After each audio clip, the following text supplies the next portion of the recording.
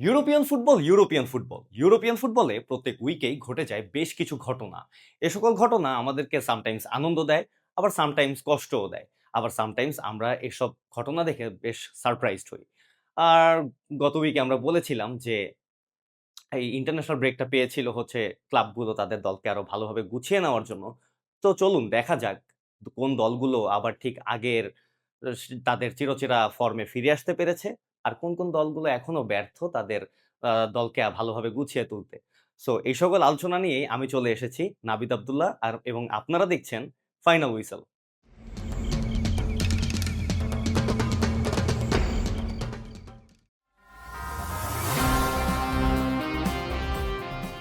France legend Lilian থুরামকে তো আমরা সবাই চিনি, তাই না?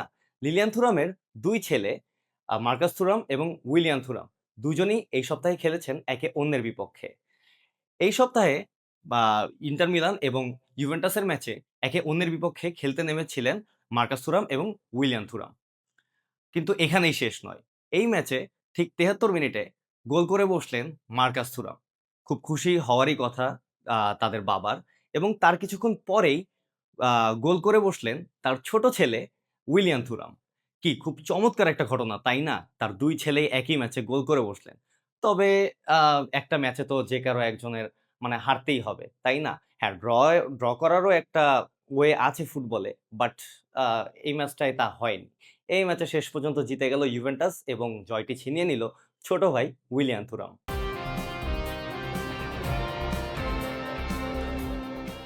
এই উইকের সেরা গোলগুলো নিয়ে যদি কথা বলতে হয় তাহলে আ সেরা গোলটি বেছে নেওয়া বেশ কষ্টদায়ক এটা বলাই যায়। কারণ এই উইকে ঘটে গিয়েছে বেশ চমৎকার গোল।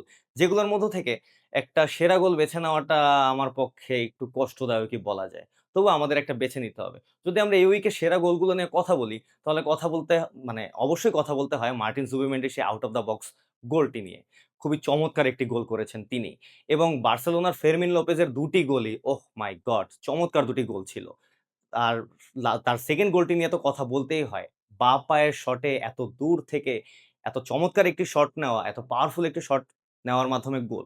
এটা নিয়ে তো কথা বলতেই হয়।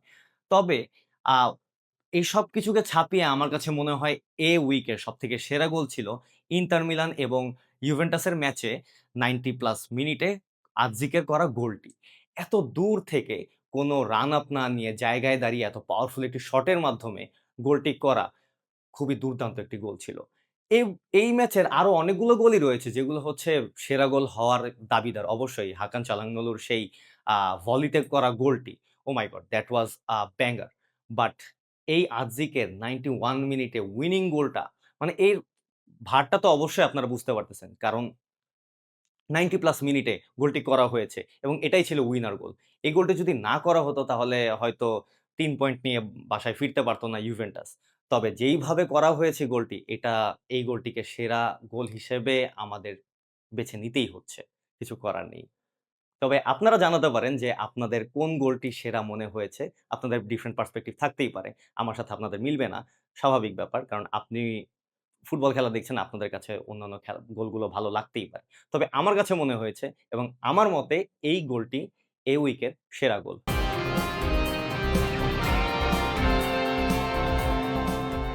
এই উইকের শকিং মোমেন্ট নিয়ে যদি কথা বলতে হয়, তাহলে লা লিগার রেফারিং নিয়ে তো কথা বলতেই হয়। লা লিগার রেফারিং নিয়ে আর কি বলব বলেন? লা লিগার রেফারিং এর যাচ্ছে তাই অবস্থা। প্রত্যেক উইকেই কোনো না কোনো ঘটনা ঘটেই যায় লা লিগার রেফারিং নিয়ে। কখনো বার্সেলোনার বিপক্ষে আ কন্ট্রোভার্সিয়াল ডিসিশন চলে যায়, কখনো রিয়াল মাদ্রিদের বিপক্ষে কন্ট্রোভার্সিয়াল ডিসিশন চলে যায়। তবে এই উইকে এই ঘটনাটি ঘটল রিয়াল মাদ্রিদের সঙ্গে। ম্যাচের ঠিক ৩২ মিনিট। তখনই রেড কার্ডে দেখা মিলল ডিন হাইসেনের। ম্যাচের ৩২ মিনিটেই one man down Real Madrid. তবে তাদের পক্ষে আসলেই ম্যাচটা তাহলে চালিয়ে যাওয়া খুবই কষ্টকর হয়েছে। যদিও তারা ৩ পয়েন্ট নিয়েই ঘরে ফিরতে পেরেছে।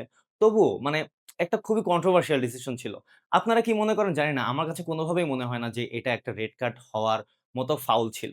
কারণ ডিন হাইসেন লাস্ট ম্যান ছিল না। তিনি লাস্ট ম্যান ডিফেন্ডিং করছিলেন না। ঠিক তার পাশে এদের মিলিটাও দৌড়াচ্ছিলেন বলটি রিকভার করার জন্য। মিকেল ওয়ারজাবাল থ্রু অন গোল হয়ে গিয়েছিলেন কিন্তু তবুও তার পক্ষে একটা বিশাল পথ পাড়ি দেওয়ার দরকার পড়ত গোলটি করার জন্য। তিনি হয়তো অনেক কিছুই করতে পারতেন সেখান থেকে। তিনি সেখান থেকে একটি লং শট নেওয়ার মাধ্যমে গোলটি করতে পারতেন, আবার নাও হতে পারত।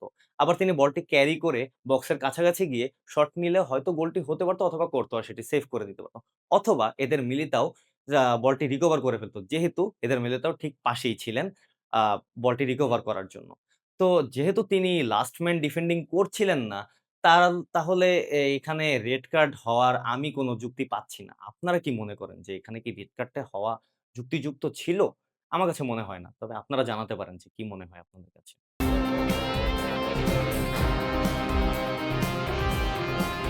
আর্লিং হাল্যান্ড গত সিজনে ঠিক তেমন ভালো পারফর্ম করতে পারেননি। তবে এই সিজনে তিনি যেন আবার ফিরে এসেছেন তার চিরচেনা ভয়ংকর রূপে। গোলের পর গোল তিনি করেই যাচ্ছেন। প্রত্যেক ম্যাচে তিনি একটা না একটা গোল করেই যান এবং শেষ ম্যাচে তো তিনি জোড়া গোল করে বসলেন। ম্যানচেস্টার ডার্বিতে তিনি করে বসলেন জোড়া গোল। ম্যানচেস্টার ডার্বি বরাবরের মতোই বহুল প্রত্যাশিত একটি ম্যাচ এবং মোটেই সহজ একটি ম্যাচ না। যদিও ম্যানচেস্টার ইউনাইটেড তেমন ভালো পারফর্ম করতে পারছেন না। রুবেন আমোরিম তেমন ভালোভাবে পরিচালনা করতে পারছেন না এই দলটিকে। তবে তবুও এই ম্যানচেস্টার ইউনাইটেডের বিপক্ষে এরকম একটি ম্যাচ জিতে আসা বেশ প্রশংসার দাবিদার আমার মতে। আর এই ম্যাচে তো জোড়া গোল করে বসলেন আর্লিং হাল্যান্ড। সো লাস্ট উইকের সেরা প্লেয়ার আমার মতে আর্লিং ব্রট হাল্যান্ড।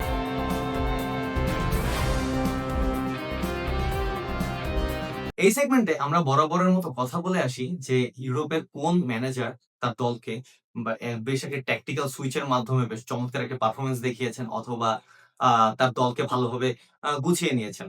তবে এই উইকে তেমন কোনো কথা বলছি না আমরা। এই উইকে আমরা কথা বলব রুবেন আমোরিমকে নিয়ে। রুবেন আমোরিম তার দলকে তেমন ভালোভাবে পরিচালনা করতে পারছেন না। কিন্তু কেন?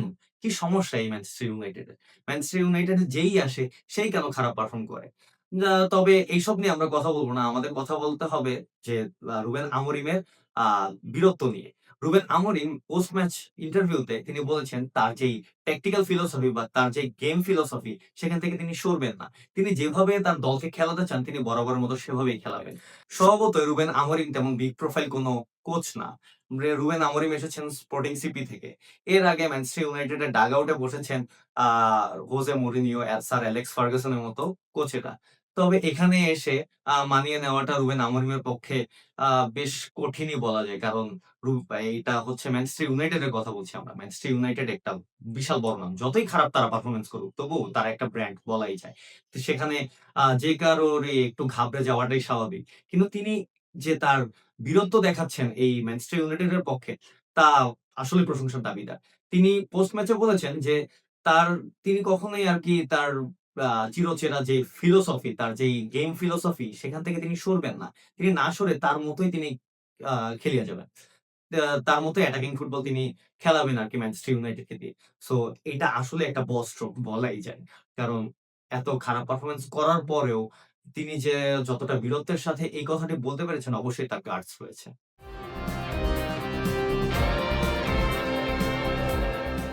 এরপরে কি? এরপরে চলে আসছে ইউসিএল। ইউরোপিয়ান ফুটবলের সবথেকে জমজমাট যেই কম্পিটিশন সেটা ইউসিএল। আমরা সবাই জানি। সকলেরই বেশ প্রত্যাশা থাকে এই কম্পিটিশন নিয়ে। কারণ সকল বড়, বড় দলগুলো একে অন্যের বিপক্ষে আ খেলার সুযোগ পায় এই কম্পিটিশনেই। ইউসিএল এর ১ম স্টেজের ১ম উইকেই আমরা দেখতে যাচ্ছি বেশ কিছু চমৎকার ম্যাচ। যেমন বার্সেলোনা খেলবে নিউক্যাসলের বিপক্ষে বা মাদ্রিদ খেলবে অলিম্পিক মার্সেইয়ের বিপক্ষে, আ স্পার্স খেলবে ভিলারিয়ালের বিপক্ষে এবং আর্সেনাল খেলবে অ্যাথলেটিক বিলবাওয়ের এগেইনস্ট এ। সো বেশ কিছু চমৎকার ম্যাচ। এই সকল ম্যাচের দিকে আমাদের সবারই চোখ থাকবে। তবে এসবের ম্যাচগুলোর মধ্যে যদি আমাদের একটু আলাদাভাবে কথা বলতে হয়, চলুন একটু বার্সেলোনা নিয়ে কথা বলা যাক। কারণ বার্সেলোনা এবার খেলতে যাচ্ছে নিউক্যাসলের হোম গ্রাউন্ডে। নিউক্যাসল স্বভাবতই একটা খুবই ফিজিক্যাল টিম। তাদের দলে মেবি ২ জন খেলোয়াড় রয়েছেন যারা হচ্ছেন ৬ ফিটের নিচে। এছাড়া সবাই খুব আ দানব আকৃতির লম্বা, লম্বা খেলোয়াড়। তাদের এগেইনস্ট এ বার্সেলোনার মিডফিল্ড কি সাস্টেইন করতে পারবে? কারণ বার্সেলোনার মিডফিল্ড তো অত শক্তিশালী বা অত আ দানবের মতো কোনো খেলোয়াড় দিয়ে তারা খেলান না। তারা ফিজিক্যাল তেমন খেলেন না আরকি। বার্সেলোনা এটা তো আমরা সবাই জানি। বার্সেলোনা খুব ট্যাকটিক্যালি খুব ফ্লুইড ফুটবল খেলতে পছন্দ করেন। ফিজিক্যাল সেই ডার্টি গেম খেলতে বার্সেলোনা পছন্দ করে না। তবে এই বার্সেলোনা কি পারবে নিউক্যাসলের বিপক্ষে সাস্টেইন করতে? অথবা জয়টি ছিনিয়ে আনতে।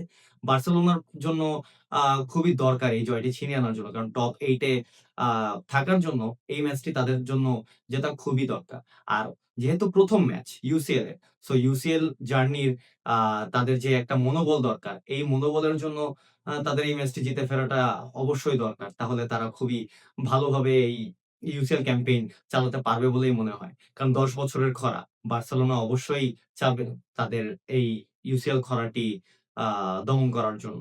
তারা অবশ্যই চাইবে যে এবার তারা যেন জিতে ফেরে ইউসিএল ট্রফিটি। সো দেখা যাক বার্সেলোনা পারে কিনা নিউক্যাসলকে হারিয়ে তাদের ৩ পয়েন্ট নিয়ে আসতে। আমি আবারও আসবো আপনাদের মাঝে। ততদিন পর্যন্ত আল্লাহ হাফেজ।